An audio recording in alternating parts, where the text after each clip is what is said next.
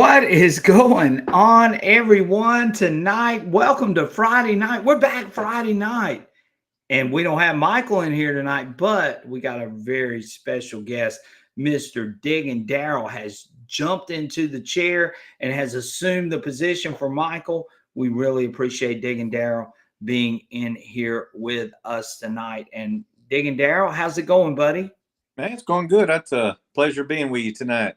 Yeah, Big, I'm so excited, and thank we'll you do. for taking your time for being here with us. And I know it was last minute. I sort of asked him at last minute, and he said, "Sure, I'll join in." And we really appreciate Digging Daryl being here, and it's just awesome to have him with us tonight. And he can talk a little bit about the Kadu. Is it Kaduha or Gadoha? How's it pronounced? Daryl, say it. I pronounce it the Kaduha.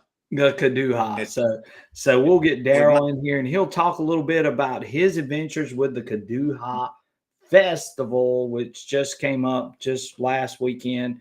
And we'll yep. let him talk a little bit about that, what he saw there, and maybe what his De2 did. Did you use the De2 or did you use the Manacore, Merrill? No, Excuse me, Daryl. the day is two The with the De2. thing cool. Okay, Yeah. cool. Very, very good. So again, we're glad to have Daryl in here with us tonight, and we got a full house that are coming in with us. We got Mr. Lance McElwain. Lance put up a video today. Thank you, Lance, for being here tonight. We got Mr. Patrick Parker. Patrick's always here with us. Glad to have Patrick.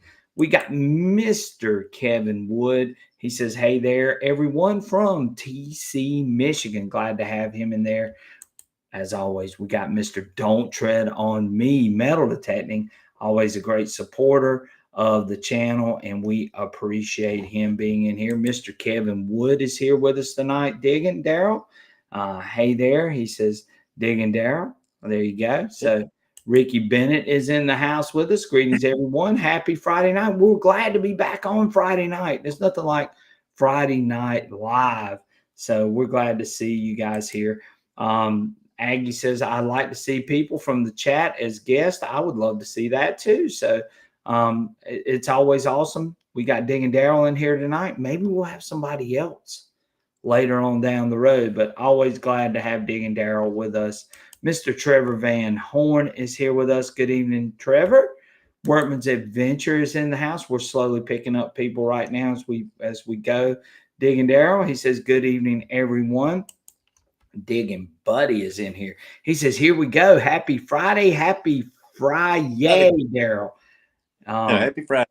I know. Look, Daryl, I don't know about you, but I had a long work week. So Friday's always a great time for me. How about you? Well, fortunately and unfortunately, I've been off for the last month. I'm having back surgery next Yeah. week. So Oh, I'm on well, I'm on yeah. medical leave. So you're on medical leave. So you're in really good shape. I've been working my tail off, Daryl. So I'm glad Friday's here. Rito is here all the way from Ireland. Glad to have Rito. Rito, we appreciate you and all your efforts to be here. Maybe we can have Rito on here with us one night, and he can talk about some of his finds in Ireland as well. Mr. Kerry Pope is in here. Glad to have Kerry. We've got Surfside Dan is in here. Glad to have Surfside Dan, my main man there. We got Manuel Blevins. What's up, Manuel? Glad to have you in here. Mr. Spray Cam Michael is in here. He says he's been waiting all week for the show, Daryl. Daryl, we can't disappoint, can we? No, we won't disappoint for sure. No, we won't disappoint for sure. We've got so many great followers and subscribers to our channel. We really appreciate you guys joining in with Digging Daryl and I, and we are so glad to be here on a Friday night. So, Daryl, tell us a little bit about the Kaduha Treasure Fest. Tell us what it was like, what you Mhm. saw there, what kind of finds you saw, and Yeah. what you think about the event. So go ahead. I'm going to turn the floor over to you, Daryl. All right. Well, the Kaduha Treasure Fest #7. I mean, it was to me it was a great event. Brandon Sutton he puts his heart and soul in this event, and they gave away several metal detectors. Um, Found several tokens. Matter of fact, I'm holding 3 of the dollars in my hand right now that I Oh, found. wow. Oh yeah, silver dollars. So, there was like over 2,000 tokens put out there in the fields the first day, and 2,000 tokens the second day. Which he had a sellout this year. He had a total of 300 participants. So it was pretty crowded in them fields, and we pretty much had it hunted out before lunch, and then at both afternoons it got pretty slim. But these detectors with these big cools, we're able to cover some land pretty quick and finding these targets. So, but overall, man, Treasure Fest number 8 has already been scheduled. I believe it's October 10th, 11th, and 12th, Right. 2025. So get the opportunity. It's a great time to come and meet a lot of detectors. A lot of your big name YouTubers are there. You get to meet all those folks.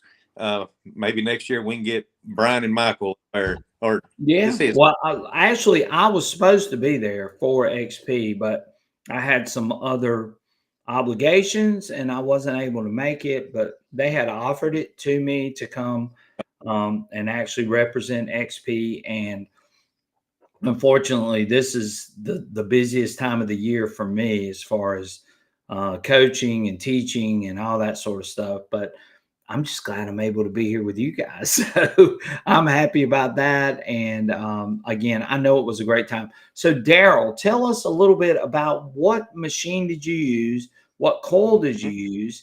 And how did you go about attacking those fields? Because I know there were so many people out in those fields. How did you go about attacking it? What was your plan heading into that first day? Well, I did use the XP De2 with the 11 by 13 coil. Okay. Kind of created using my test garden out here. I got 2 test gardens. I got Right. one test for depth, and then I got a test garden to set up for seeded hunts, which 3 inches or less. So I was playing around. I ended up using the fast program. Just played around with my test garden, put some things together. It worked really well. My buddy Richard Smart, he went with me down there. He did use the Manacore. I let him use my 15-inch coil. He did very well.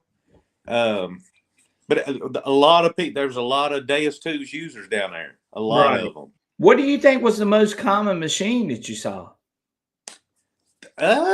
This year it was either the Equinox series, whether Right. it's all the way up to the 900, and the DS2. There was a lot of more DS2 users this year than I've seen in the past 6 years. Okay. For All right. So we got Michael is in here with us. He's tuning in from the football game. His son is playing football tonight.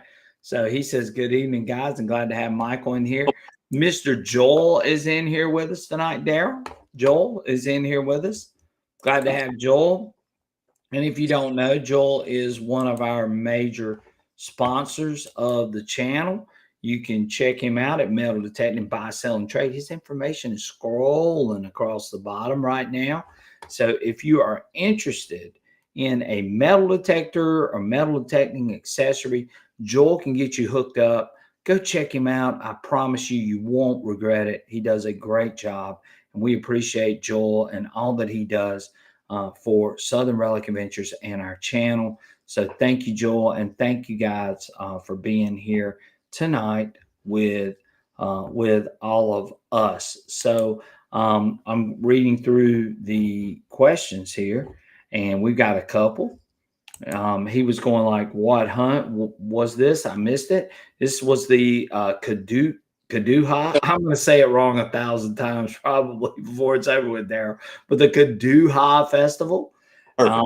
Patrick Parker says, "I saw on another stream that some people were having trouble with the single frequency machines hunting next to multi frequency machines, and that can happen." I will say this: the MindLab machines, they put out a big signal, don't they, Daryl? Yes, they do. Yeah, and they will wreak havoc with a single frequency machine. So if you're on the same frequencies, just walk up to the person and say, "Hey, can you just bump your frequency up another level?" I mean, that's the best way to approach it.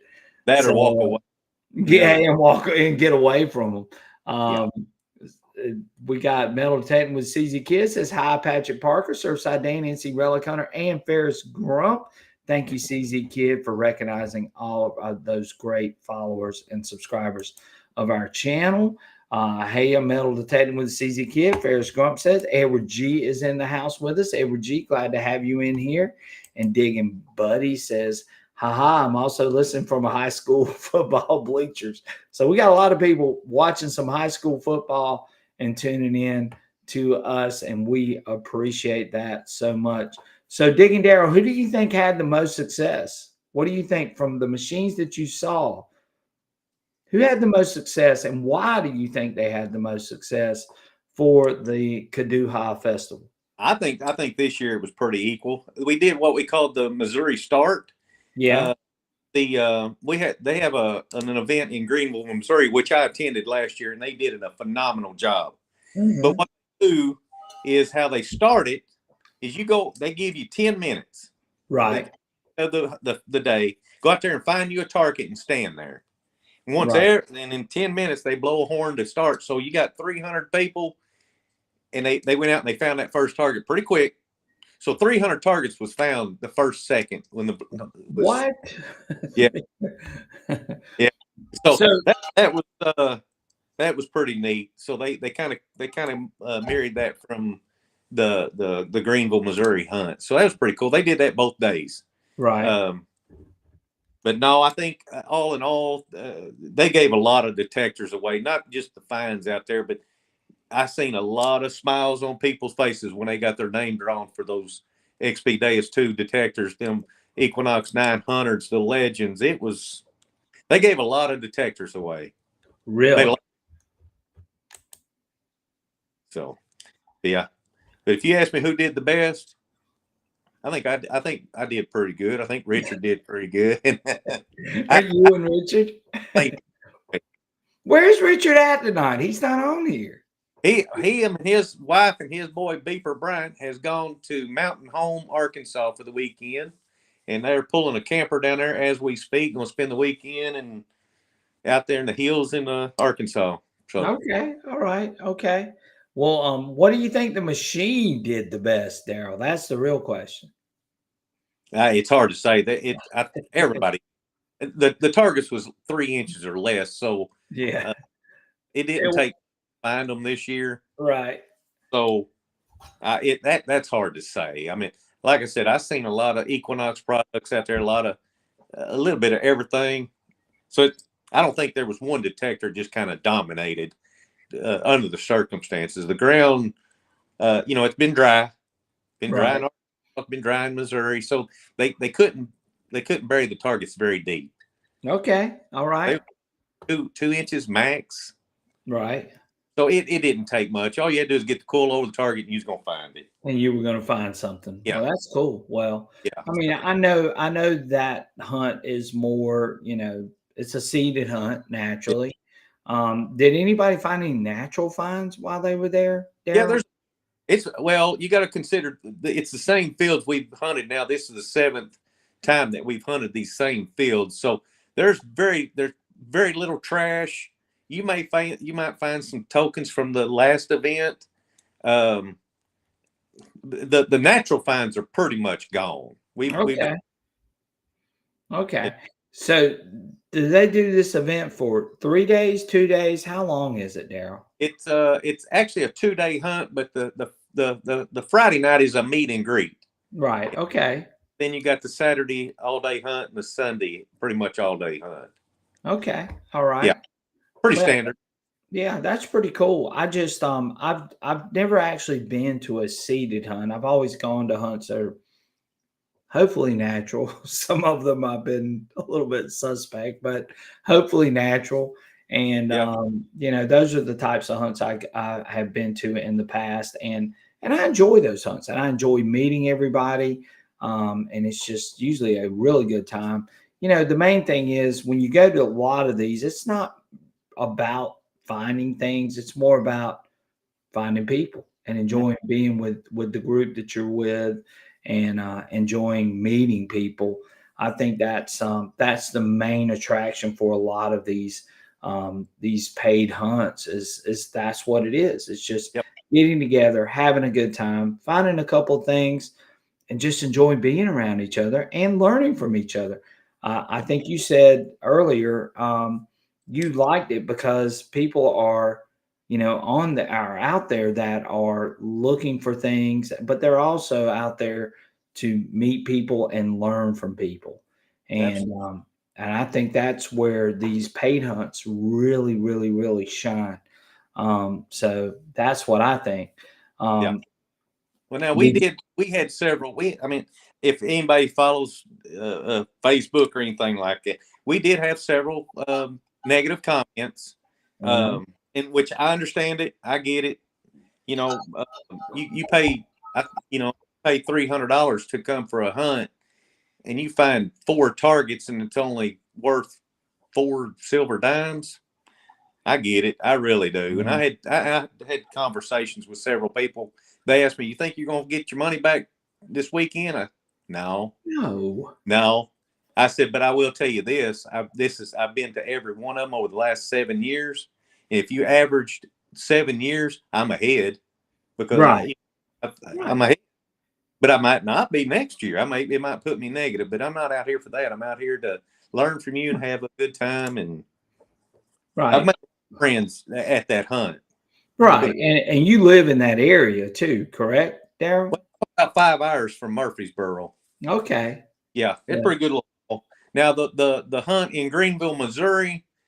Now I'm only 45 minutes from that one, and I'm gonna tell you now that's it's a seated hunt, but it's Yeah. also a natural hunt. Right. And last year there was probably I witnessed probably 4 breastplates found that wasn't buried.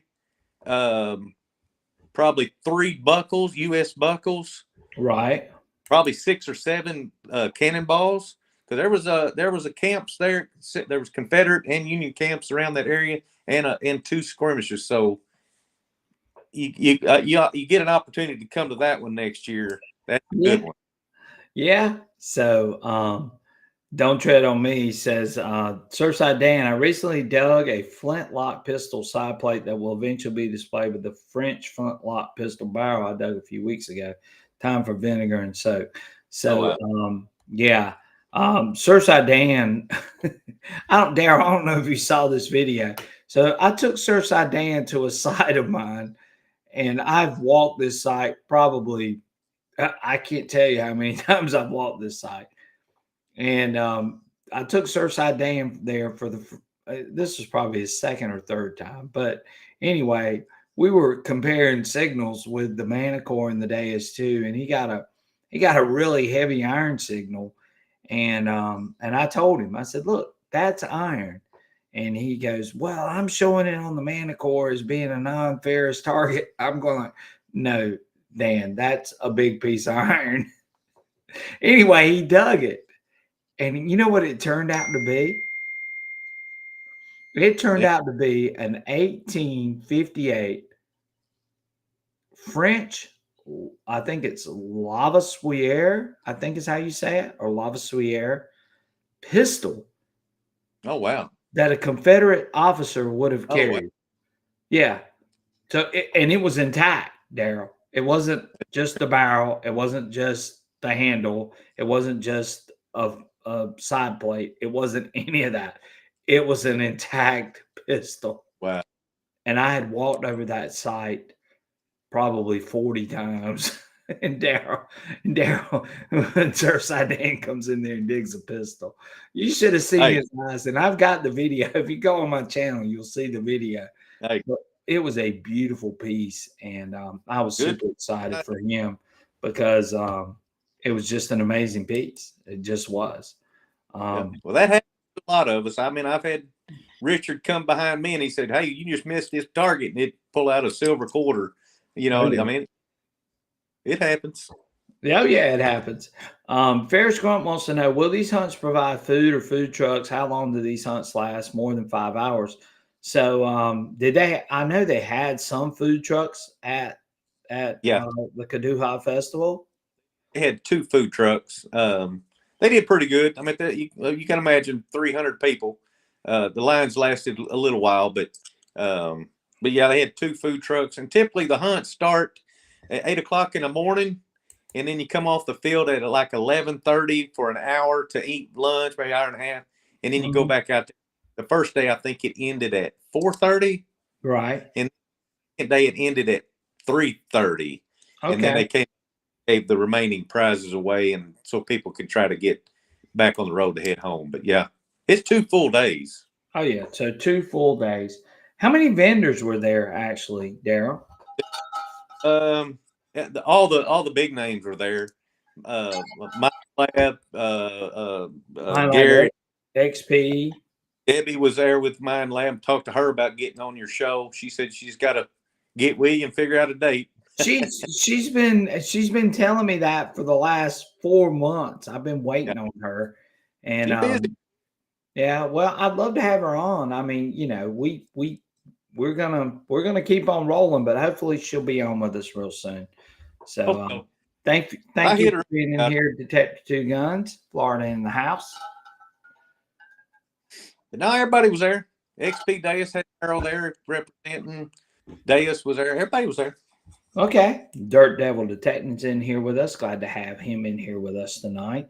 I always appreciate his support, and he does a great job with videos and with his attachment for the remote. Um, all right, Daryl. So, one thing that I wanted to talk about tonight was a video that was released today, and it was about the Garrett Vortex. Daryl, what do you think about that machine? I mean, I know you've been on the chat, and um, what are your feelings about it? What do you think it will do? How do you think it fits into that price point range? Um, do you think? I mean, I know we've been waiting on that machine for a while. So, what do you Yeah. think about it? Tell us. Give us But the, your opinion. yeah. Well, you like that old saying, the good comes to the people that wait. I mean, Garrett, tried to bring this out, several months ago. Uh, they felt it wasn't ready, so they're not going to push it until they feel it's ready. And it sounds like from this latest video, they're really working on iron discrimination on this machine. So Right. Yeah. you're talking about, less than a $600 machine. Do I expect it to compete with the Deus 2 or the Manacore? Absolutely not. Absolutely not. Now, I hope it does. Who, Right. but not expecting it to. But with an American-made company, which Garrett and they've been around for longer than I've been around, probably. I'm Right. just, I really am, and give them time. They're going to come out with a good machine. But we can't compare it to the XP Deus 2 or the Manacore price wise. I mean, Right. Yeah. Well, and here's my whole feeling on it. I'm not going to say anything about this machine until I actually have it in my hands or I've got some good knowledge about it. yeah, And I think this machine has, if you're a Garrett user and you love Garrett products, this machine is probably going to be a great machine. Don't you think so, Daryl? absolutely, It's better absolutely. than it's better than the AT Pro, correct? Or you think it's going to be? We'll see. Yeah. The AT Pro is pretty. They're both very similar. So single frequency. I mean, a lot of people use them. A lot of Right. people. Right. And then you had the AT Max. So you got to think this machine is going to be a little bit of an upgrade Yep. to the AT Pro or the AT Max. And so if I'm a Garrett user and I love Garrett machines, I'm thinking this machine is a home run. That's the way I'm looking at it. And a lot of viewers on here are probably looking at it the same way if they love Garrett products. The Apex, it was a good machine, but it wasn't. It was just missing some things. No, it And was.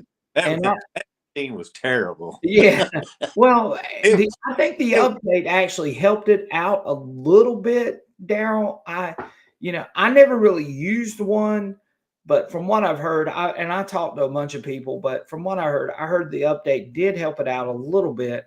But I think this machine is more online or more on par with some of the machines that are in that same price range. I watched Steve's video today, and we're going to play a clip of that in just a second to let people sort of see what they were talking about with the Garrett machine. And I'm not going to poo poo on this machine. I'm just not going to do it, because I know nothing about it, you know, and even if it doesn't meet the expectations of some of the other machines, that's not to say it's a bad machine, Daryl. Right. I Yeah. mean, what do you It, think? it's going to be a good machine. I mean, for the money, it's going to be a good machine. And I'm not sure what the price of the 18 Max is now, but to me, I think it's even going to be cheaper than the 18 Max. I mean, Yeah, yeah. Well, that you got to think they're going to drop the price of all those other machines and make this their flagship machine. You got to think that that's what's coming. yeah, but we'll see. Yeah, I, and I think I think that's what we all expect. Flyrock Joel says, "Do we think the Vortex will compare to a machine like the Triple Score or the Xterra Elite?" Yes, I think it will be right on par with those machines. And in and the fact, legend. I think it might. And I don't know this, but I'm thinking it might be a little better than those machines as far as the digital representation of this machine. If you look at the Vortex screen and what it has to offer and the amount of information that is given back from that machine, I think you're going to see that. What do you think, Darren? Oh, it will be. The interface on it looks like it's going to be pretty simple. Right. Um, so kind of like all the Garrett machines, their interface is pretty simple. They easy setup. So yeah, I think it's going to be a good machine. Right. I think so too, Daryl. And I'm not going to be the one to go out. I mean, I know that when it was released or when they launched it, sort of, there were some things that were missing. But, you know, think of it like this, Daryl. When we get our cell phones, we get these new phones. What do they do, Daryl? Oh yeah, a lot of updates. A Yeah, lot of updates, right? It's just update after update. yeah. So why is it that we should say that this machine's not going to be good just for the simple fact that it's not released with all of these things on it? And I have a hard time with that, Daryl. I think that if Garrett can do it, Nocta can do it, MindLab can do it, why is Garrett any different from any of the other companies? And I just think that we have jumped the gun a little bit on sort of looking at this machine and saying, well, it doesn't have this or it doesn't have that. But who's to say it's not going to have this or going to have that later on down the road? Or they can actually modify it or change it to make it better, which is what we do with every single one of these. Right. And some of the things you need to have it. Is it too Yeah. much to have? Well, think about the Nocta machines. Think about Right. how many updates have been issued for the Legend. Think about how many updates were issued for the triple score and the double score. We're seeing those updates happen in real time, That's but right. yet we're not going to give Garrett the same benefit of the doubt. That's Well, my whole thing with that. off to Garrett, they're not pushing the they're not pushing it straight out with it not being prepared. I mean, they're holding off and making changes to it as we speak. That way, when it does come in, But it's going to happen, Daryl. I promise you. I think that Garrett is going to release this machine. It's going to be a good machine out of the box. And then I think we're going to see improvements even more on down the road as they keep going. We know they that they gave have the capability. the Kaduha hit the Garrett gave one away. Now they said it was going to be mailed to them, but the way they talked, it was going to be within the next month. So we'll see. But they gave one away at the event here a Oh, couple weeks really? ago. They gave one Yeah, away. That's they awesome. sure did. Said it would be mailed to them within the next month. So yeah, sure did. So 5 Mile Relic Hunter says, I was at the Kaduha Festival and talked with all the Garrett guys and gals about the Vortex, and they used them all weekend and they love it. There were several other guys that had them. Did you get a chance to test one? No, no, I didn't. I knew they were testing them back there, but no, I didn't. I didn't make it over to do it. I Yeah. got And I'm with Greedo. He says, "Hey, I say don't judge a book by its cover," and I'm the exact same way. I don't think you can say anything about a machine until you actually take it out, test it, and then hunt with it. You know, I'm all about testing and hunting, testing and hunting, hunting. To me, using it out in the field is to me the biggest thing, because once you learn how to use it, and you start seeing those examples out in the field, I think that helps you, even though you don't know what's in the ground, but you can test it first and then get an idea about how it's going to work, and then take it out to the field and then sort of test those hypotheses. I'm not all about a what I call patio detecting, or whatever you want to call it. That's not the sole thing to decide a detector. I think you got to test it first and then take it out in the field and use it and run it. What do you think about that, Daryl? well, exactly, and hats off to you guys doing that for us, and you know, you got connections with these detecting companies to help provide some detectors before we spend our hard-earned money on something that's not going to work well for us. You guys are doing the testing for us, so Right. that But my whole thing is, Daryl, I don't want people to rely simply on me and Michael or you or whoever it may be. You're the ultimate discriminator as for yeah, deciding whether you like a machine or not.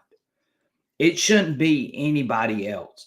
Nobody else should be telling you that this machine is not going to perform in your area, or this right. machine is not going to Yeah, perform a certain way. Nobody. I'm no, not that person, and you're not that person. right. But you guys are doing the test for us, so we're seeing the testing, the legitimate testing before we buy them. So it kind of gives us, before we spend our hard-earned money, we kind of what to expect, Right. right? And I and Yeah, I and I try to do that, Daryl. And I yep, don't show all the testing that I actually do.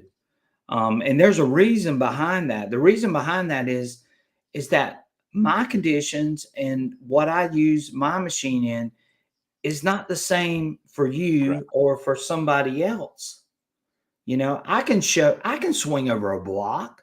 I can swing over a patio. I can swing over a nail next to a nickel. I Yeah, can do all of that stuff, Daryl. But in the end, you're the ultimate decider of whether you like that machine.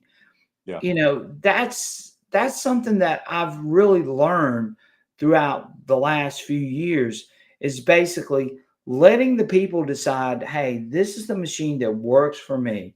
This is what I like. But I also encourage everyone, not only when you look at these tests, take them out and use them yourself out in the field and see if it really works for you. But again, we don't know what's underneath the coil. That's why we do the test. right. But the test can give you some ideas as to how the machine is going to respond to the target once you get it out in the field. And Right. then once you get it out in the field, if those parameters and those tests and those settings and things that we show, if those things don't work, then you'll know right off the bat. Hey, I'm not finding anything. But finds don't determine what a detector is either. Right. Just because you don't find the things that you want doesn't mean that a detector is bad. What do you think about that, Darren? Oh, I agree 100% on that one. I mean, and it's just like these detectors behind me. I've got the DS2 and the Manacore, and whenever I go out, I first grab the DS2 because I'm very familiar with the DS2. Mm-hmm. Learning with the Manacore, but my buddy Richard, he's got the Manacore and he knows it top, bottom, inside and out. So I Right. learned from him as well. So, Right. uh, but yeah, it's getting out in the fields, and using your detector and learning it. But Right. the issue is a lot of us don't have the finances to buy all these different machines. So you buy one or have you a backup, you stick with it, and something better comes along, you can afford it, grab it, and we'll see. But Right. Well, you're exactly right, Daryl. And unfortunately, I'm lucky enough to have some of these machines. And I'll be honest with you, some of these machines are sent to me to use. right, Okay. But some of them aren't. I mean, I'm gonna be right, honest with you that too.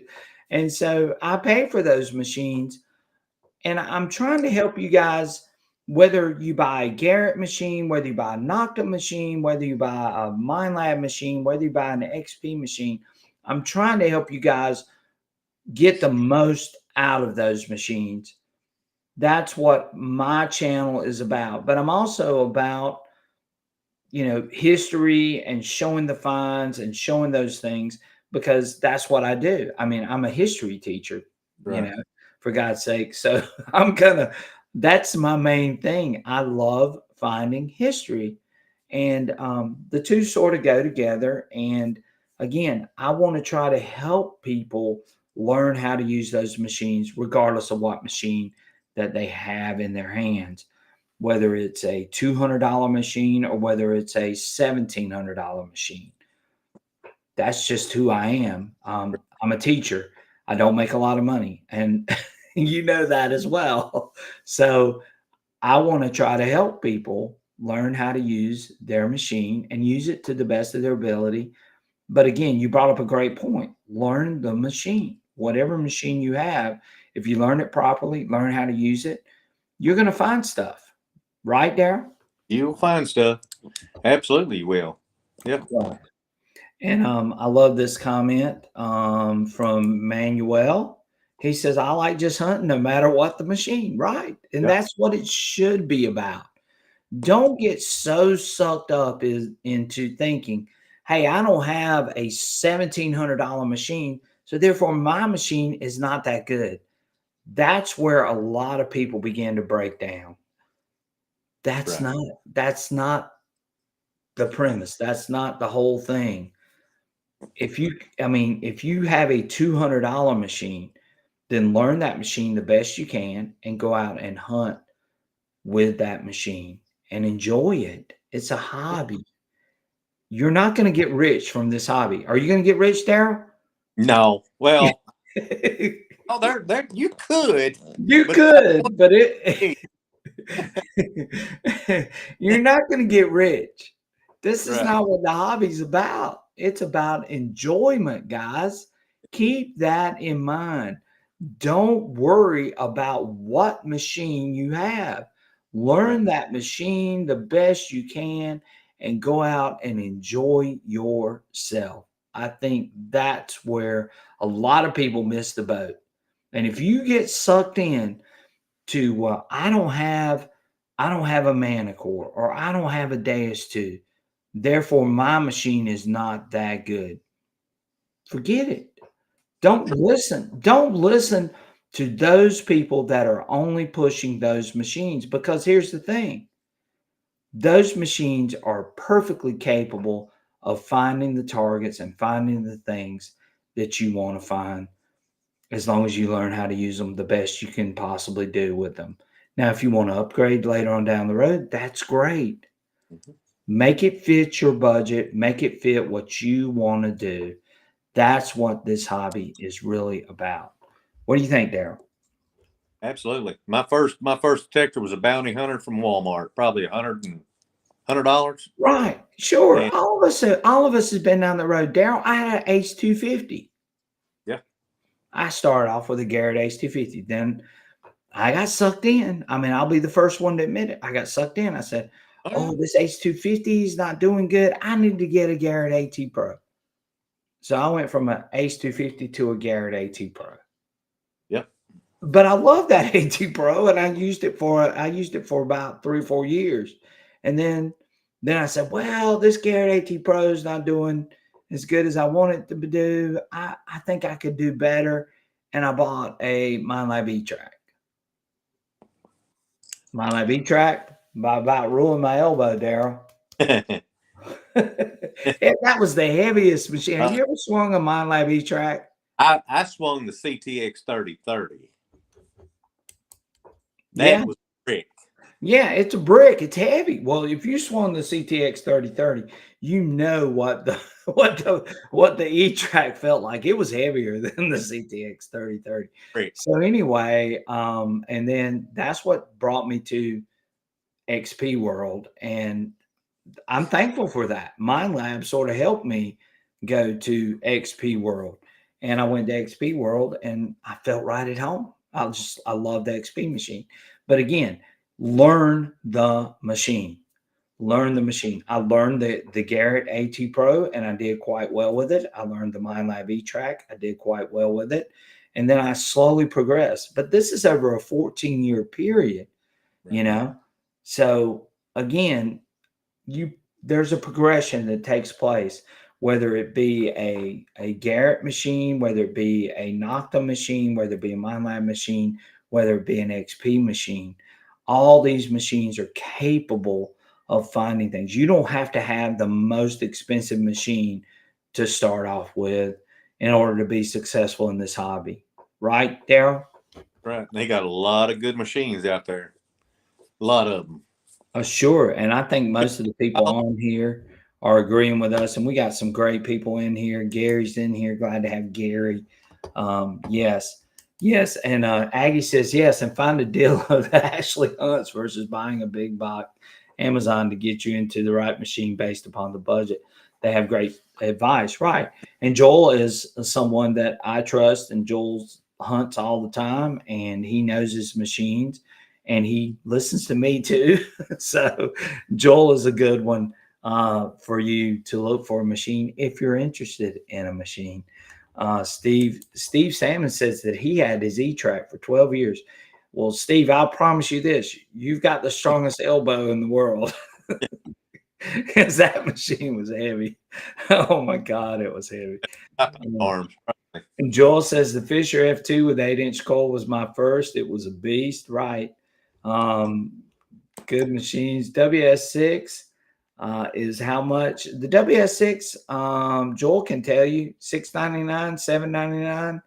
It's in that range. Don't tread on me. So if you're looking for that, check Joel out, and he'll be glad to get you hooked up. Prospector's Cash is in here with us tonight. Glad to have you, Prospector's Cash, in with us, and he's a great supporter of the channel. Yes, and Joel says yes, he hunts a lot. Yeah. So Daryl, tell us your progression of machines. Well, I started out with, like I said, with the bounty hunter. And Mhm.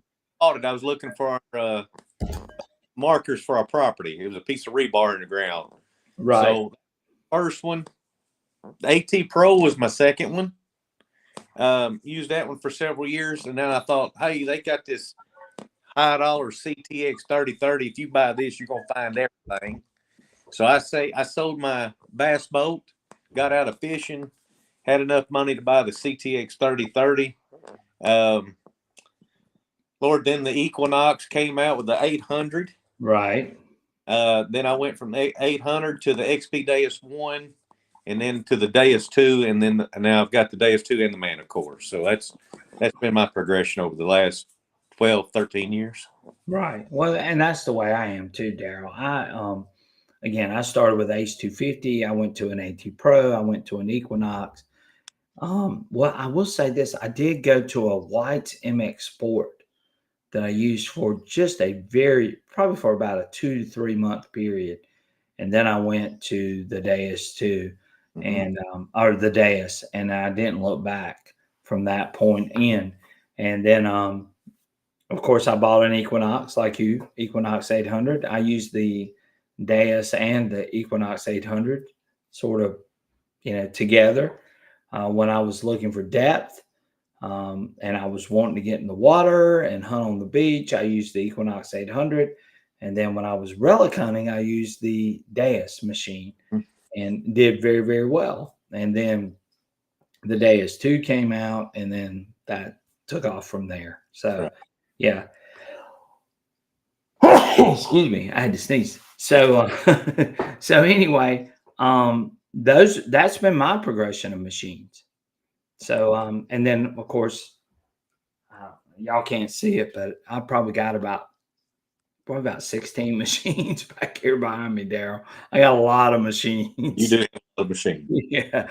So, but that was my progression. But to go back to what we originally started with, and that was with the Vortex, I don't think you can judge the Vortex until we actually get it in our hands. Um, Take it out, test it, hunt with it. But from what I've seen from this video, and I'm gonna pop this video up, and I'm only gonna run a few minutes of it just so you guys can see. But from what I've seen in this video, it looks like Garrett has worked really, really hard to make it into a relic hunting machine, Daryl. Right. I think so. Um, Part Well, metal, he's part about the. metal and wants to know what about pinpointers? Daryl, Mm. what's your favorite pinpointer?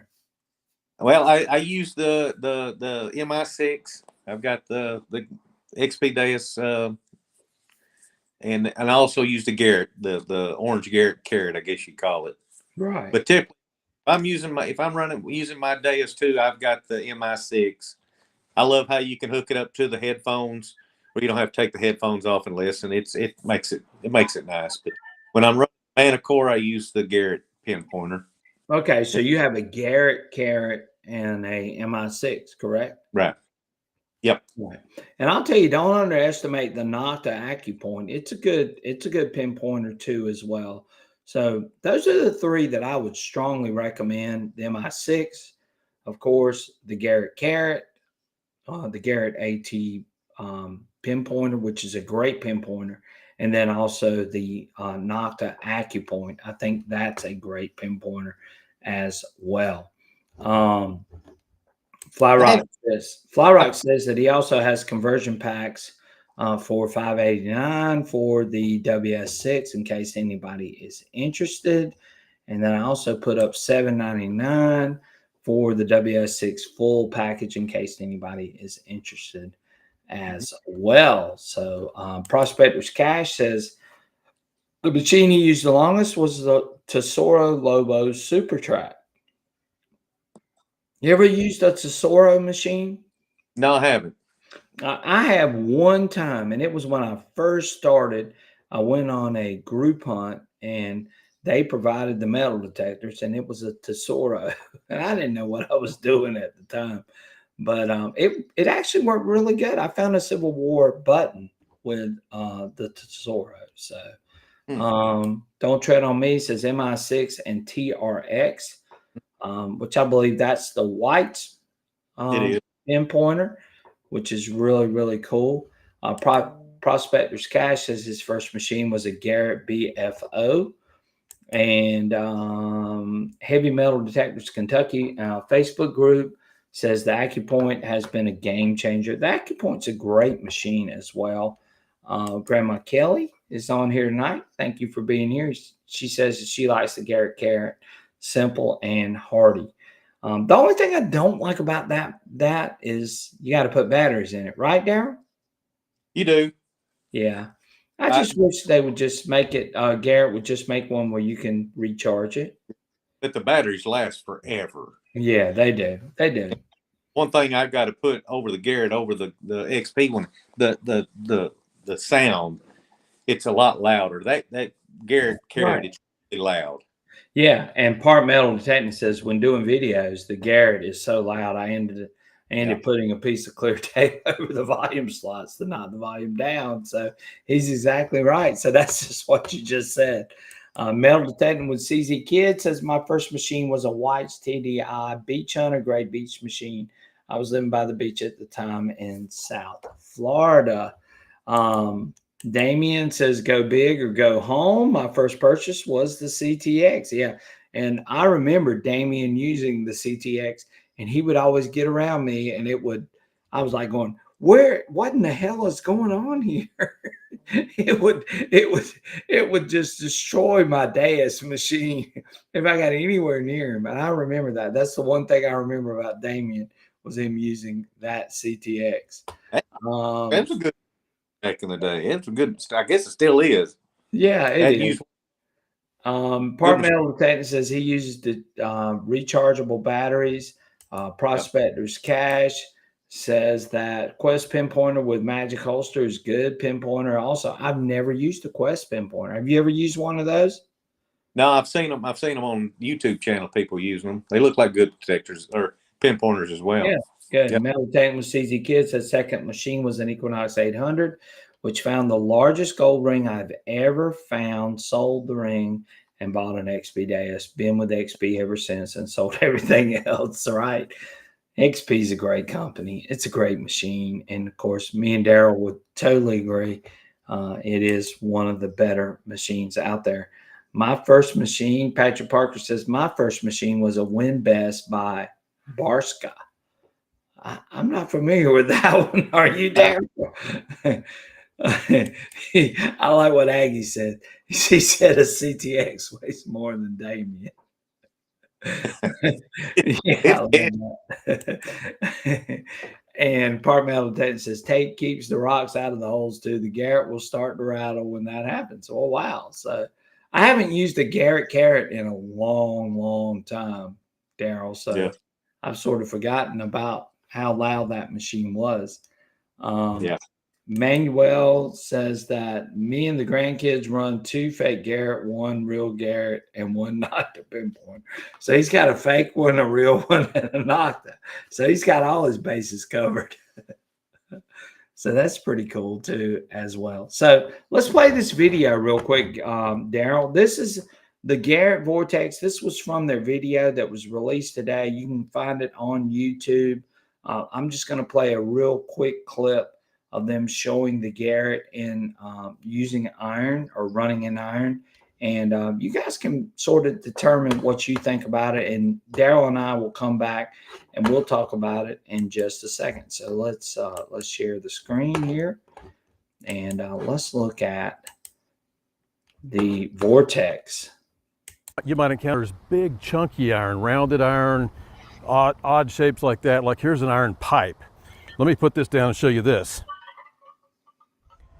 With the Vortex VX9, you have a 3-tiered target ID scale. The lower scale goes 0 to 39, which is your simple or common iron items. Your upper scale is tricky ferrous, like washers, steel bottle caps. So we adjusted that a minute ago, reclassified ferrous and non-ferrous with the bottle cap reject. But now let's go back over this piece of steel pipe that we added, this chunky piece of steel, and it's going to be a different setting, a different reclassification, a control we call iron boundary. So let's listen to the nail and the bottle cap. Nails are largely gone. We broke up the bottle cap by using just enough bottle cap reject to take care of that. But now this chunky iron, hitting pretty good in the mid-tone, nice slamming hit. So I'm going to go over here and change the setting on this with my iron boundary control. Tap the menu, tap up, it's on 0. I'm going to try 1 and go back over that pipe. Still pretty good. Let's go back in here and I'll try 3 or so. Go back over this big iron pipe chunk. It's pretty much gone. I might be able to go back in here and set this back to 2 and try it again. Let's see how that does. Just a little bit of a broken response, and to me that's enough broken up. I know that it's not a good coin or a good target. This chart shows the 3-tiered target ID system on a Vortex VX9 when you're in multi-frequency operation. The upper red shaded box shows where some complex or tricky ferrous objects will indicate on your target ID scales. This particular bottle cap in our demonstration reads in the good non-ferrous range. In this next slide, we've added just enough bottle cap reject to reclassify this bottle cap into being a ferrous target that is giving a broken response. Using the more aggressive bottle cap reject setting of 5, notice that the nickel would remain in the good target region. In our demonstration with bottle cap reject at 3, we introduced this chunky iron pipe piece. The Vortex iron boundary setting adjusts your lower ferrous or simple ferrous scale. By setting our iron boundary at 2, we reclassified this iron chunk. Okay, so we've altered a lot of our iron settings here. Still got all these targets in play. I'm gonna bring a coin into the mix. Here's a buffalo nickel. I'm gonna put it right there between those two nails. Go back over this pipe up here. That pipe is largely gone, that big chunky steel, just a little bit of a broken response. Bottle cap is really chirpy and broken. Don't want it completely gone. I don't want to hide mask stuff, because guess what? I can still pick up that buffalo nickel right there in between those nails. Now how about we trade this out and show something else? Let's put a different coin in there. All right, let's pick up this buffalo nickel. I've got a gold coin I'm gonna put in there. Put it right between them, even snug it up pretty tight there. Let me jump up here and go back over this. See if we can get the gold coin between those nails there with all these settings not changed. No problem at all. All right, just for demonstration purposes, I'm gonna pluck that little gold coin out. That's a low conductor, kind of reads low in the conductivity scale. Here's a silver dime. Reads 7980, somewhere in that range. I'll drop it in between our little targets there, even bump that nail as close as I can to it. We've got our settings unchanged here. Let's go back over it and see if this pops out of the iron bed. It's reading about 65, 67. It should normally read maybe 15 points or so higher than that, 12, 15 points higher. That's your iron coming into play with that target. Still definitely something you want to investigate. Bottle cap still broken. Chunky iron almost completely gone. Broken bottle cap that's not very responsive. And then some silver in the iron patch. Popping out clean, albeit a little bit lower than normal, but something I'd absolutely investigate in a trashy site like this. Okay, we haven't changed anything on our iron boundary or bottle cap reject settings. Still in multi-frequency in standard mode with some iron discrim in there. Got that nail bed laying right there. I'm gonna pluck that silver dime out, put that back in my pocket. I'm gonna put our little gold coin back in there. And these other items we eliminated, we just showed we can pluck that gold coin out. Here's another chunky piece of iron right here. I'm gonna put that dude right up there close to that nail bed. And let me grab this old chunk of pipe here. I'm gonna bring that dude over here next to it. There's a whole sea of iron. Throw our little bottle cap off in here. There's a bunch of mess that gold coin's in. Let's see if we can still pick it up. I'm just gonna stand up right here. No change in the settings. Let's go back over our little gold coin. There you go. You come over here and take a look at the settings. Nothing's changed. I'm going over it. It's bouncing between 60 and 65, but I've got a whole pile of mess around that. All kinds of iron targets that could mess it up. On my settings, I'm 2 on this iron boundary. If I go down, I'm 3 on bottle cap. And back here, I'm in standard multi-frequency, going over this gold coin and all this trash.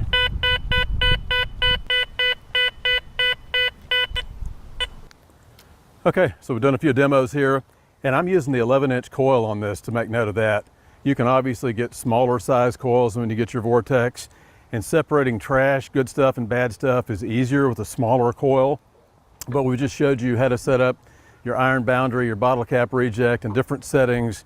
And the best advice I could give on this is create your own little test plots, your own little test bed, set up scenarios that you might encounter with different kinds of iron, different kind of coins, and practice on it till you get better.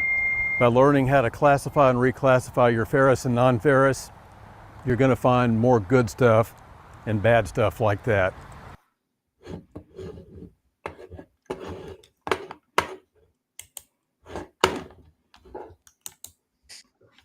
Okay, Daryl, what did you think about what you just saw in that video? That's very impressive. Yes. Very. Yeah. I mean, the thing is, everybody wants to dismiss this machine. And I think Garrett has really done a great job of trying to improve this machine in heavy iron. What do you think? I think they've done. It looks like they've done it. We'll see. Get these machines in some people's hands and tell the true story about it. But it looks like they're trying really hard. So yeah. Right. foot. And you know, and Gary says, in my opinion, my any machine that comes out has to beat the DS2 and the Manacore. But we're not comparing this machine to a DS2 or a Manacore. It's a $600 machine, right, Daryl? Right. Right. We don't. No. Right. And again, Lance says the only thing that concerns me is just that he was just hovering over the coins between the nails. I wonder what a complete swing across the sound would look like, or what it would look like. Well, that's not the point. The point is, could you hear that target between those nails? You I know, bet it. I mean, I bet what's still that? pick it up. I Yeah, bet a full thing. right. I think it's I think it, you know, those nails that he was using, I don't know what kind of nails they are. You know, colonial nails, would they react differently? And that's something too that we don't know. We just don't know. And when we see this, I mean, you know, it looks good, right, Daryl? Look good, right? Absolutely. Look, But I think there's potential here for this machine. And I think that Garrett is moving in the right direction. And maybe they can do another update even after they release it. We just don't know. And I think that's where we are right now at this point. but one of the things Go is ahead, when Daryl. you had Garrett on, you know, you had their representation come on It talking about should. your Vortex, and they were straight up and honest. They said, "Guys, we didn't build this machine to compete with the DS2 or the Manacore. Right. We a mid, you know, a $600 to $500 range for people to use and go find treasures." And Right. they're going. It looks like they kind of exceeded, if the tests are true. Look, Kind of, I think they've overdone it, Daryl. yeah. At this I think point, I hope so. Looks I hope good. so too, because you know, here's the thing, you know, there's a lot of people that attack this machine starting out with. You know, it was under the gun because it didn't have this or it didn't have that, and so on. But none of us really knew what the machine was actually capable of, and I think that they've gone above and beyond to try to make it right, and Right. and that's been the delay, as far as I'm concerned, with the machine, because they want to make sure that it's as close to being, you know, what they wanted it to be to begin with. Right. Um, and again, I this is the best example. Yeah. You know, how many times do we get an update for our dang phone? I updated mine last week. Right. I know. We got 18, 18.1, 18.12. I mean, it's just going to keep going and going and going. No machine is perfect, guys. Just keep that in mind, regardless of what you think. And everybody has a budget that they can afford. They're going to pick the machine that is the best for their budget. They're going to pick the machine that they like the best. For instance, I like Toyota trucks. Okay. I'm going to buy, more than likely, I'm going to buy another Toyota, which I did, Daryl, by the way. Um, Daryl, what's your favorite truck? I'm a GM guy through and through. Okay. So you're going to buy another GM product, more than likely. Yeah, I will. There are a lot of people in the metal detecting world that love Garrett machines, right? Right. Right. They're going to buy another Garrett machine because that Garrett machine has serviced them well. Mm-hmm. Why should we come out and butcher a machine just because it's not performing up to a DS2 or a Manacore if that person already loves that type of machine? Right. I mean, that's just the way I feel about it. I You mean, know what's funny though? yes, What's really go funny? ahead. We talking about vehicles. I'm a GM guy. You know what? You know what made me a GM guy? And What's I've that? been GM since I was, oh Lord, 17 years old. One person, my hero, Dale Earnhardt. Yeah. Okay. There you go.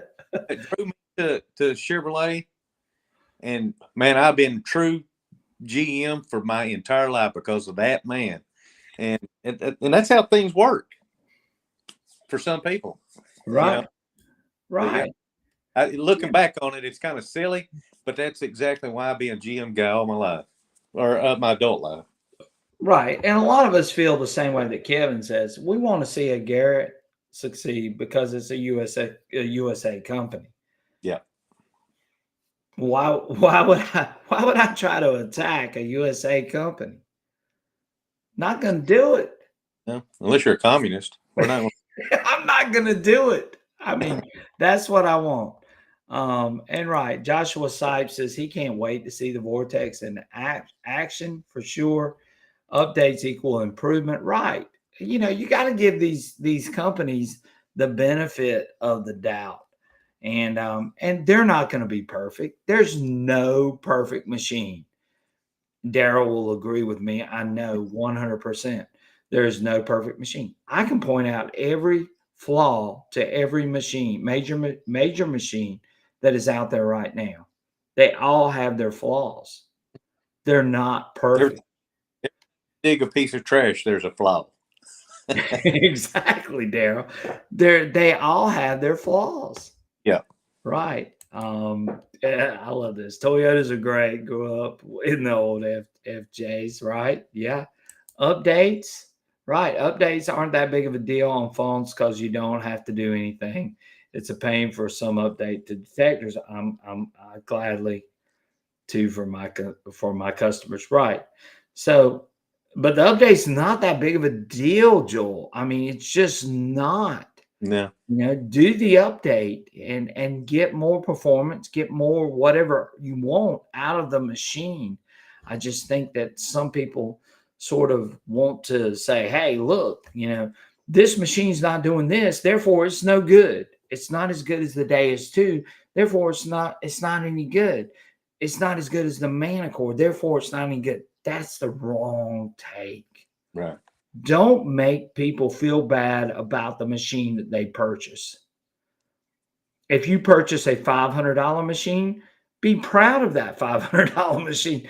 Go out and learn it the best you can and go out and hunt with it. You might not can afford a $1,700 machine, you know, but I'm not the person to tell you that that's not the machine for you. And Daryl's not the person, or Michael's not the person. None of us are those people to tell you that that's not the machine for you as well. Well, So, a person with a $500-$600 machine that knows the machine really well will right, spank but me trying to use my Manacore because I don't know the machine. exactly. You know, and I equate this to golf because I played a lot of golf early on in my career. There were guys that were using older golf clubs. Mm-hmm. They could whip the crap out of me because they knew how to use that older golf club versus Right. me using a big-headed driver, a big-headed, iron, all of those things. So I've sort of got a different perspective on this when it comes to metal detectors because it's the same thing. To me, it is the same thing. And I think a lot of people feel that way as well. Patrick Parker says, going to ask Daryl the same thing I asked you. What is his opinion of the Xterra Pro? I like the Xterra Pro, you know. I think it's a good machine. I think you can hunt on the beach. I think it's a versatile machine. It's waterproof. And Daryl, what do you think about the MindLab Xterra Pro? I've never used one, but it looks like a really good machine. The Xterra, I mean, from what videos I've seen, I mean, it looks like it's a solid machine, and if it's in your price range, get it. I mean, right. And look, and I know a lot of guys on here like CZ Kid, like some of us, I guess I won't call us old timers because we're not really old, right, right, Daryl? I don't know. I feel pretty old. I feel I feel old all the time. But Metal Detecting with CZ Kid says parents gave me my mom's old Chevy Suburban and she would not let my dad buy me a motorcycle. That Chevy had a V8, 3-speed manual transmission, great truck. Ton of memories. Right. yeah. He It's didn't motorcycle anymore. right, exactly. Right, exactly. So again, we tend to overthink things sometimes, I think, and realize that, I teach history, Daryl. So one of the things that I like to compare it to is the Age of Enlightenment. Those were new ideas, but were they, if you follow it, you find out they go back to some of the old ideas after some of those new ideas were introduced. And Sure. I think we're seeing the same thing with a lot of our products as well. Um, let's look at this. Looking for a new update for XP in the Colt. It's coming soon, so hang tight. So we got a lot. A wise man once said, "A person is behind the machine, not the machine itself." And I said this last week. Again, I started off when I got out of college. I worked in a pro shop. I used to sell golf clubs. Used to have an old man that would come in there all the time, and I would show him all the latest and greatest golf clubs. And he would always look at me and he would say, "Son," he goes, "It's not the arrow, it's the Indian." And that was perfect because that's the truth. That's it. If you knew how to use those older clubs and knew how to use the older drivers, I've had my brains beat out by an older guy that could chip and putt because he knew how to chip and putt with those older clubs, whereas I didn't. I mean, I might outdrive him. I might be able to drive a ball, 300 yards down the fairway, but it didn't matter when it came to the little things. He was way much better than I was with the little things. And I think sometimes that really sort of transfers over to what we're doing right now. So, again, it's interesting. So, let's get some good ones. I like this one. Xterra Elite is more stable than the Xterra Pro, and I agree with Mad Max. I think he's exactly right. I think it is a little more stable. It's not as more jumpy, but again, you're paying $300 more for the Xterra Elite, right, versus the Xterra Pro. So again, you get what you pay for. Too is a true statement as well. Yeah.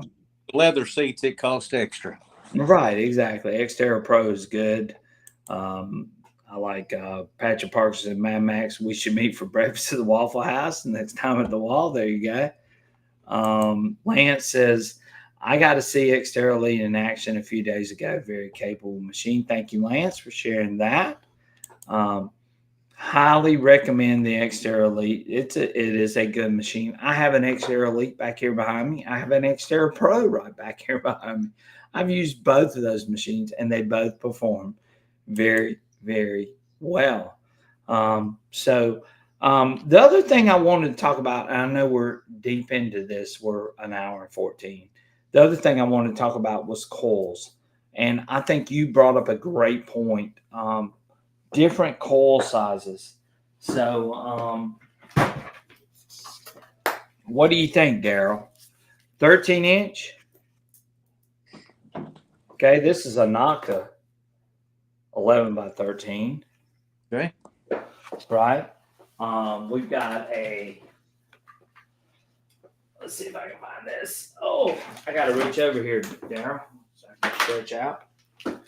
Daryl, what do you think about a 15-inch? I've got one. One?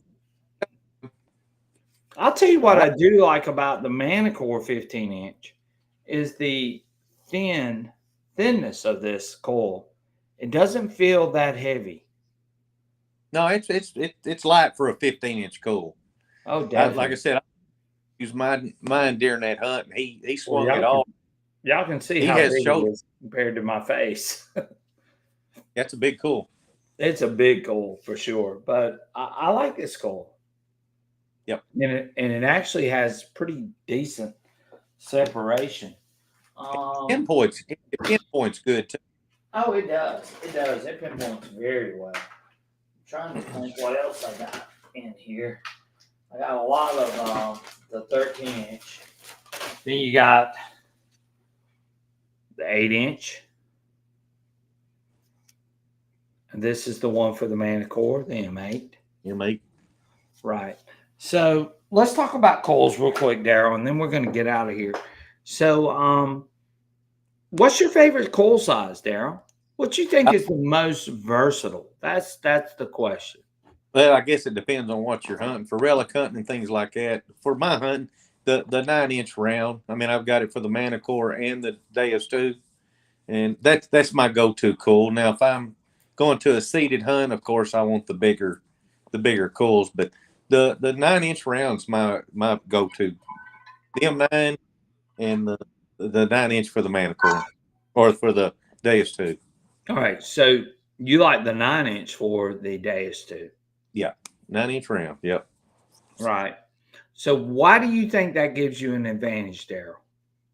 Well, for me, it's just getting in the tighter places. I mean, I hunt in the woods a lot. I mean, I don't do any beach hunting. I don't have any beaches at, oh Lord, 600-700 miles from me. But I do a lot of relic hunting, a lot of coin hunting, yard hunting. You know, sidewalk strip hunting.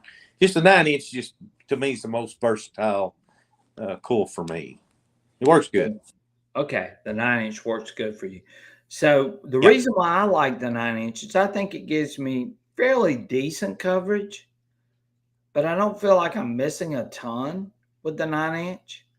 I love the 11-inch. I think all machines originally, when they're designed, or they are designed for an 11-inch coil, and sometimes that's why I prefer the 11-inch over the 9-inch, is because I know that company designed that machine for the 11-inch coil.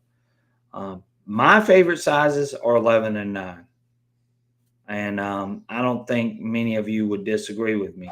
Now, if I'm hunting in an open field and I'm not dealing with a ton of trash, then I'm probably going to go with a 13-inch coil. With the Manacore, I might even go all the way up to a 15-inch coil. But I've got a hunt on my channel where I used the 15-inch coil with Michael the entire time on a relic site. And I did very, very well with it. They all laughed at me because I was using it. And I went out and I found a ton of stuff, Daryl. Yeah. The 15-inch coil. I love the 9-inch for the Manacore. I love the thin design of the coil. And I love that. I love the 9-inch for the Deus 2 for, like you just said, getting in the tight places, getting in between trees, bushes, all those types of things. I think that performs very, very well. Would I use a 5x8 or a 9x5? Those types of coils. I love those types of coils, especially with the Legend, with the Equinox. I've got a Coiltech coil, a 9x5. I love that coil.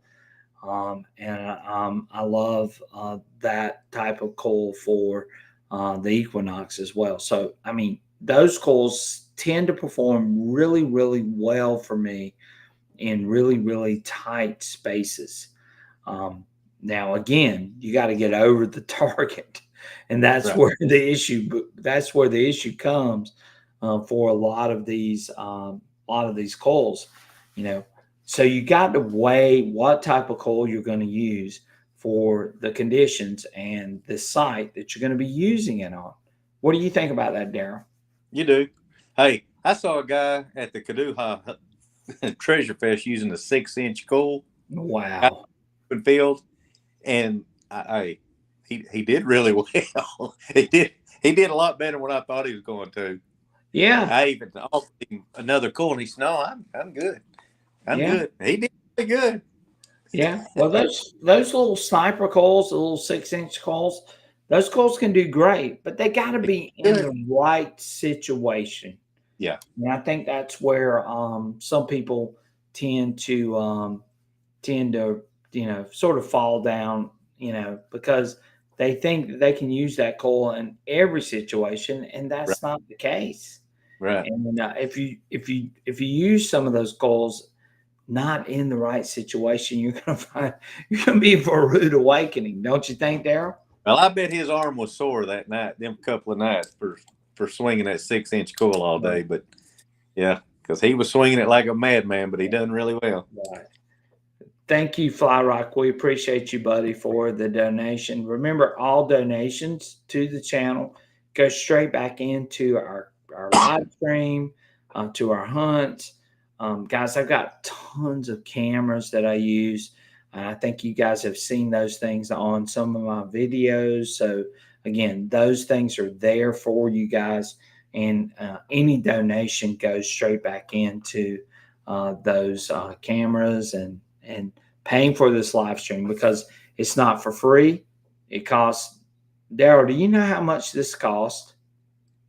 I know what it cost me. It ain't cheap, but Yeah, it cost me. It cost over $40. Yeah. For this live stream. So again, it does. So again, any donations, any of those types of things go straight back into our channel. Patrick Parker brought up a good point. How does the 15-inch coil pinpoint? Daryl, it's tough to pinpoint with that 15-inch coil. I'm gonna be honest with you.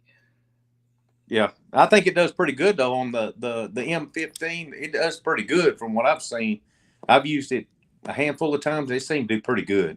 Yeah, right. And it does. It does really well with the 15-inch coil, but sometimes it can be tough, especially with that big old coil.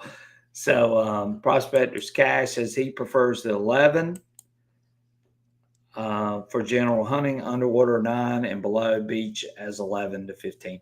Right. I love the 13-inch coil for the Deus 2 out on the beach. It works really, really well. So again, 13, 15-inch on the beach would probably be okay, because you're trying to cover as much ground as you can cover. So that's all really, really good. Thank you, Joel, again for the super chat. We appreciate you. Ferris Grump, thank you so much for the super chat. Again, all those donations go straight back to the channel. And again, it costs money for the live stream, so we appreciate that as well. But again, coil sizes, here's the general rule of thumb. If you're going to use a 6, an 8, or a 9, you're really in heavy trashy areas, iron infested areas. Those are going to be good coils for that. The 11-inch, and I'm going to say this, Daryl, and you might agree or disagree with me on this, but I like the 11-inch coil for unmasking. Again, like I said earlier, I think these machines were set up to unmask with the 11-inch coil originally. And I like 11-inch coils for unmasking. But if I'm in a real tight area and there's tons and tons of trash or tons and tons of iron, then I'm going to go with a 9-inch coil. But the 11-inch coil is my preferred size. And then after that, then it comes down to depth, coverage are the two main things for a 13 or a 15-inch coil. Right. What do you think? I very seldom do I use my 11-inch coils. I've got them, but I very seldom use them because I'm usually in the woods or in somebody's yard with trash areas. So, but no, it's and then of course for seeded hunts and open fields, the big coils, most definitely. Quick Cat 21MK says, how do I stabilize the Manacore in salt water and black sand? Have you experienced mineralized soil, Daryl, by chance with the Manacore? Everything around here is mild, very mild soil. Right. And I'm almost the same way, Daryl. My Manacore is, my sand is very mild. But I would think, just from what I know about the Manacore, you're probably going to have to decrease the sensitivity. Now, let me tell you this. if you decrease the sensitivity, does that mean you're going to lose a lot of depth? I don't think so. No. No, I don't think so at all. So you might want to decrease some of that sensitivity to sort of knock out some of that black sand. But I would try that first, and then I would start adjusting some of the ferrous limits and see how that works on your beach. My beach is very mild, so it's very hard for me to say, hey, this is going to work in black sand, because it may not. So that's Yeah, just my feelings on it. what size coil he's using and Right. what sensitivity settings he's using, because if he's using 11-inch coil or bigger and he's running 24, 25 sensibility, Look, that's too high. well, look, let me tell you something. I found this out, and I know you've heard me say this on the channel. I think that you can get away with running 18 sensitivity. Yeah. Maybe even as low as 16, and you're really not losing that much depth. That machine is so powerful, the Manacore, and the depth reach of that machine is pretty remarkable in a lot of conditions. Yeah, we learned that early on with that Manacore. The higher the sensitivity, the Right. Kevin they- Wood brought up a good point. He says, any info on the results of last week's polling? I've got some videos coming for that, and we're going to dive into what you guys said for your polling, as far as all of those things that I asked for from that, and we're going to make a video on it. Daryl, did you see that last week? yeah, I did the polling on the XP days too, and I think I went back and done it again on the Manacore. Right. Workman's Adventure says I dug stuff pretty deep with the sensitivity on 16. That's pretty low. Yeah, but I'm telling you, I know that for a fact, because when I run the M8 and I run the M9, I will run it as low as 18 or 17. Yeah. So I know he's right. I know he's right on that. And I get good depth as well. Surfside Dan says that if you hunt and surf in seawater at ocean, if in the water, so he's saying you can run that sensitivity a little bit lower as well. Yeah, that might be a little bit high. He said he had it at 22. That's not too bad, but I think if he lowered it down below 20, I think he'll see great results with it. Depends on what coil he's using too. Yeah, it does. It really does. Metal detecting Texas, Matt Johnson says, I hunt in Galveston, Texas, and in Santa Barbara, California, with 11-inch coil at 19 sensitivity. I have not a problem with stabilization. Yeah. Yeah. I agree with that. Again, I agree with him 100%. I think if you run that sensitivity 20 or below, I think you're fine. I think you're still going to get good depth with the Manacore. That's just my feeling. Metal detecting with CZ Kids has Southern Relic Ventures. Have you ever asked XP if the default sensitivity settings were for open fields and light trash? They have tested it, and I'm assuming, this is just my opinion now, I don't know this for a fact, CZ Kid. I'm assuming that the sensitivity that they've decided on has been anywhere from 95 to 90 on most situations. Most of the cases are 90 though. So that's just an average. Again, I think it's site dependent, and I think you can adjust it accordingly from there. At least that's what I think from XP, but I'll be glad to ask that question to XP as well. We got Connor. He's going to Charleston in 2026.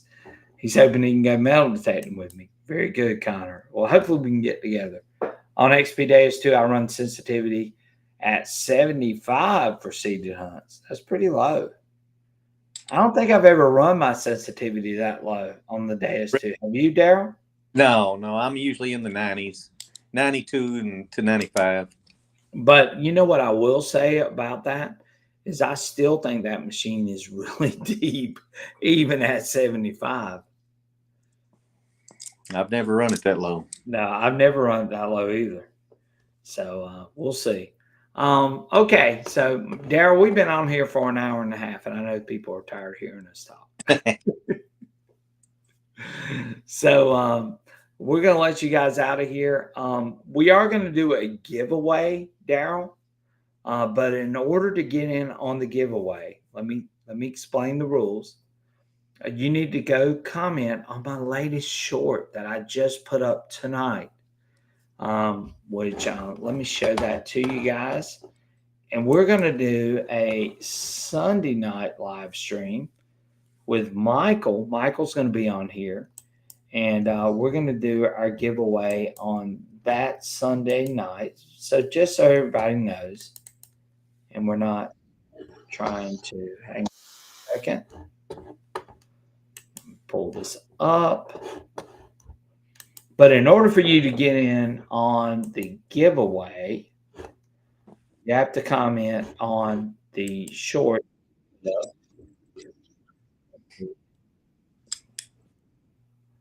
me put this up so you guys can see it. Share the screen. And we're going to do the giveaway on Sunday night. But there's the live stream. Let me rewind it. And it is the one that says, wow, early colonial artifact while metal detecting this 1700 site. So if you leave a comment on there, that gets you in for the giveaway on Sunday night. So you definitely want to do that and leave a comment, and we will get you guys on the giveaway. What do you think, Daryl? That'll work. Yeah, I think that'll work. Comment on there. Yeah, if not, leave I'll a go back. comment. That was a good find on that video too. Yeah, it was. And it was something that I really wasn't expecting. I was hoping I would find a complete one, but I didn't. But again, great video. Go comment on that video, and we'll get you entered in to our live stream. And that will get you for the drawing on Sunday night. So everybody take a look.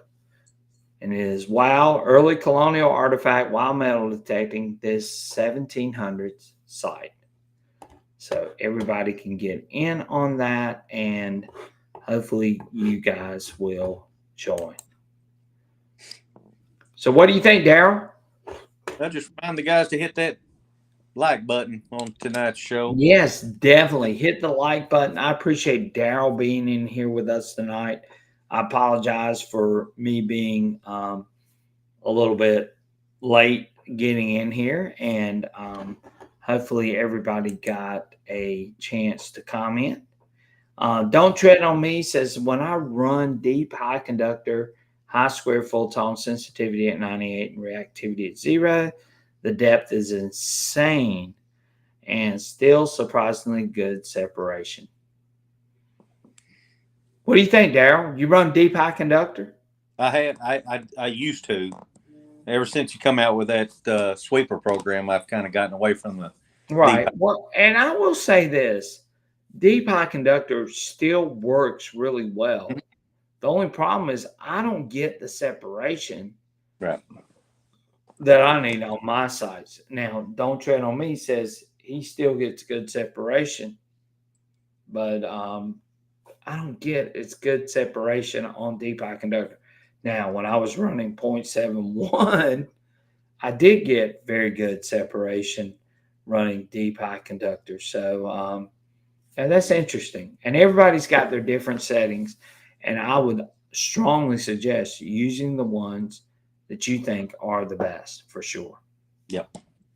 Let's see here. Fair Scrump says, I'll be driving a long way, may not be able to watch online, need to be present. I like for you to be present, Fair Scrump, but maybe you can tune in, turn your phone on. That would be good. Patrick Parker says you got a tardy slip. So maybe we will do that.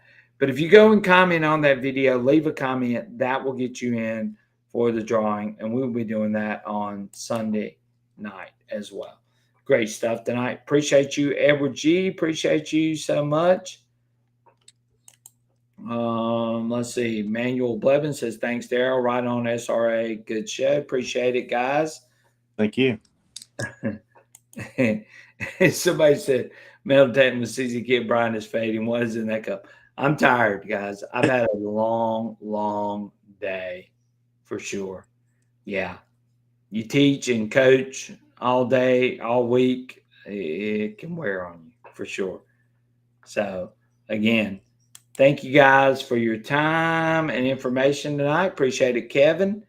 Patrick says, or Park Mountain says, I can't swing as fast as fast on low separation settings. What do you think, Daryl? I don't know what machine he's using, but some of these machines you don't have to swing so low. You can swing above tall grass and still pick up stuff according to what machine you're using. Right. In your set. Patrick Barker says, great show as always. Okay. All right. Well, we've been an hour and 37 minutes. We need to get out of here, Daryl. And I'm tired too because I got to get up early in the morning. I got to meet Michael in the morning, by the way. Y'all gonna do hunting? No, we're not going hunting. Michael's going to help me. My dad passed away back in April, and we're actually sort of cleaning out his house. And I appreciate Daryl. I appreciate Michael. I called you Daryl. So I appreciate Michael helping me tonight, or helping me tomorrow morning with cleaning that up. So it's going to be a chore for sure because we got a bunch of barns and a bunch of things to sort of clean up for sure. Yeah, we'll be thinking about you. That's a tough time. When my wife's father passed away, we had to clean out a lot of his stuff too, and it was a lot of work, but it was a lot of sentimental stuff too. So it's not fun. So no, it's not fun, and I got to meet him early in the morning, and I've had a full week. I've been gone 2 nights out of this week where I've been gone after 9 o'clock, and that's sort of wearing on me. I hate to say it, and I'm really tired because of that. But again, got to go do it. We'll get it done. We've got a video coming really soon with the De2. So stay tuned for that. That's coming really soon, and I think you guys will enjoy it. And I just showed you a clip. If you go and comment on the video that I just put up, I think you will see some of that stuff on there. And we got a lot more from that hunt, so I think you're going to enjoy it for sure.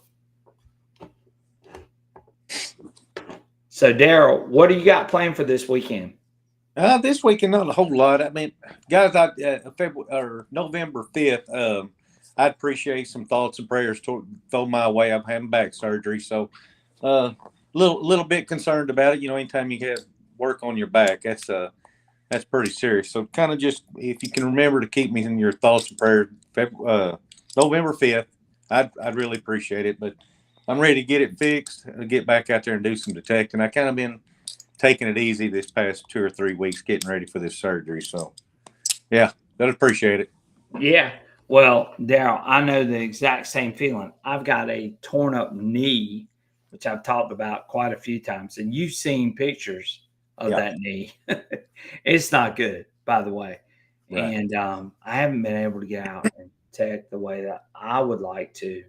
And I'm hoping that it'll heal real soon. But again, we'll all be praying for you. And I hope that your back heals very, very well. I hope my knee heals very, very well over the next few weeks. And hopefully I can get out in the tech. That's the main thing. So again, guys, I appreciate it. Thank y'all so much for you guys being here tonight. And again, we're going to be back with you Sunday night with Michael. And Daryl, I appreciate you being in here with me tonight. And we're going to be back Sunday night with another live stream. And we're going to do our drawing too for a prize giveaway for Sunday night. So, again, I appreciate you guys. Take care. Thank you so much for being here. I hope everybody has a great weekend, and we'll catch you guys on our next adventure. Daryl, thank you so much for being here with us tonight. Appreciate you so, so much. And Good. you guys take care, and we will catch you guys really, really soon. Take care. Thank you guys.